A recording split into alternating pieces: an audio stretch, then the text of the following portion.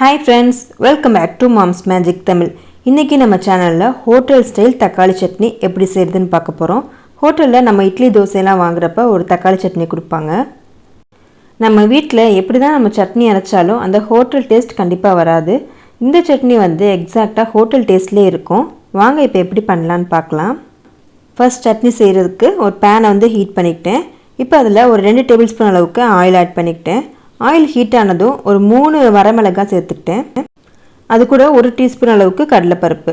இப்போ ஒரு 15 கிராம் அளவுக்கு இஞ்சி, 15 கிராம் அளவுக்கு பூண்டு சேர்த்துக்கிறேன். கடலைப்பருப்பு நல்லா பொரிஞ்சதுக்கப்புறமா இஞ்சி பூண்டு சேர்த்துக்கோங்க. இப்போ பூண்டோட கலர் நல்லா மாறினதுக்கப்புறமா இதில் நம்ம வெங்காயம் சேர்த்துக்கலாம். சின்ன வெங்காயம் தான் யூஸ் பண்ணணும், அப்போ தான் வந்து டேஸ்ட் நல்லாயிருக்கும். 100 கிராம் அளவுக்கு சின்ன வெங்காயம் தோல் மட்டும் உரிச்சிட்டு முழுசாகவே சேர்த்துக்கிறேன். இதோட தேவையான அளவுக்கு உப்பு சேர்த்துக்கலாம். உப்பு சேர்த்தோம்னா வெங்காயம் வந்து சீக்கிரமாகவே வதங்கிடும். வெங்காயம் நல்லா குக் ஆகிட்டு கலர் மாறினதுக்கப்புறமா ஒரு கொத்து மட்டும் கருவேப்பிலை சேர்த்துக்கலாம். கருவேப்பிலை சேர்த்ததுக்கப்புறமா ஒரு 1/4 கிலோ அளவுக்கு தக்காளியை ரஃப்பாக கட் பண்ணிவிட்டு சேர்த்துக்கோங்க. தக்காளி வதங்குறப்ப அடுப்பை வந்து லோ ஃப்ளேமில் வச்சுக்கோங்க, அப்போ தான் டேஸ்ட் நல்லாயிருக்கும். இப்போ இதில் ஒரு டீஸ்பூன் அளவுக்கு மட்டும் சுகர் சேர்த்துக்கோங்க. சுகர் சேர்க்கறதுனால சட்னியோட டேஸ்ட் வந்து ரொம்ப நல்லாயிருக்கும். கொஞ்ச நேரம் வதங்கினதுக்கப்புறம் அடுப்பை வந்து லோ ஃப்ளேமில் வச்சுட்டு மூடி வச்சுருங்க. ஒரு 5 மினிட்ஸ் கழித்து எடுத்து பார்த்தோம்னா தக்காளி நல்லா வெந்திருக்கும். ஒரு 80% அளவுக்கு தக்காளி குக்காக இருந்தால் போதும். இப்போ அடுப்பை ஆஃப் பண்ணிவிட்டு நல்லா ஆறுனதுக்கப்புறமா ஒரு மிக்ஸி ஜாரில் மாற்றிட்டு அரைச்சிக்கலாம். ரொம்ப ஃபைனாக அரைச்சிடக்கூடாது, கொஞ்சம் கொரகொரப்பாக அரைச்சிக்கோங்க. இப்போ இதுக்கு நம்ம ஒரு தாளிப்பு கொடுக்கணும். ஸோ அதுக்காக ஒரு பேனை ஹீட் பண்ணிவிட்டு தேவையான அளவுக்கு எண்ணெய் ஊற்றிக்கோங்க.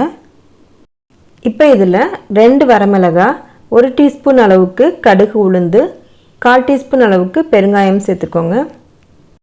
அப்புறம் ஒரு கொத்து அளவுக்கு கருவேப்பிலை சேர்த்துட்டு நல்லா பொரிஞ்சதுக்கப்புறமா நம்ம அரைச்சி வச்சுருக்க அந்த சட்னியை சேர்த்துருங்க. நம்ம அரைக்கிறப்ப தண்ணி சேர்த்து அரைக்கல, ஸோ மிக்ஸி ஜாரை கழுவிட்டு அந்த தண்ணியை வந்து சேர்த்துக்கிறேன். இந்த சட்னி வந்து கொஞ்சம் திக்காக தான் இருக்கணும், ஸோ அதிகமாக வந்து தண்ணி சேர்த்துடாதீங்க.